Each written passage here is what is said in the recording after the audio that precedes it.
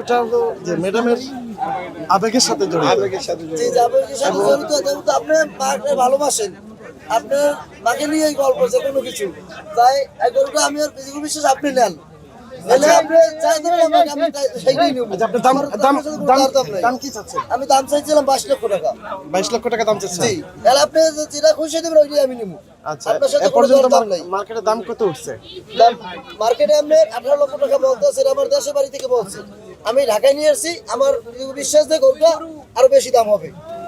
এই ভিত্তিতে আপনার এই এটা কি আচ্ছা, যেহেতু এটা ম্যাডামের আবেগের সাথে জড়িত, এই গরু আপনি গরুটা বিক্রি ম্যাডাম ওই সময় তো বলেছিল, আমার যতটুকু মনে আছে, যে গরুটা আপনার কাছে দিয়ে দিয়েছিল এবং বলছিল যে এটা আপনার সন্তানের ভবিষ্যতের জন্য রাখেন। জি জি জি তা আপনি গরুটা বিক্রি করে আপনার প্ল্যান কি? আমার প্ল্যান কি, আমার এই ধরেন দুটো ছেলে মেয়ে আছে, তাদের এক মেয়ের হাতে ছিদ্র আছে, তার অপারেশন করতে হবে।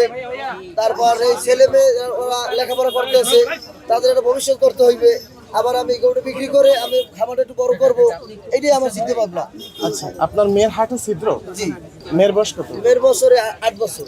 আমি গরু কিনি আর না কিনি সেটা পরের কথা, প্রথমটা হচ্ছে আপনার মেয়ের হাটের ছিদ্র যেটা হয়েছে ওর চিকিৎসাটা আমি করাই দিই। জি ভাই,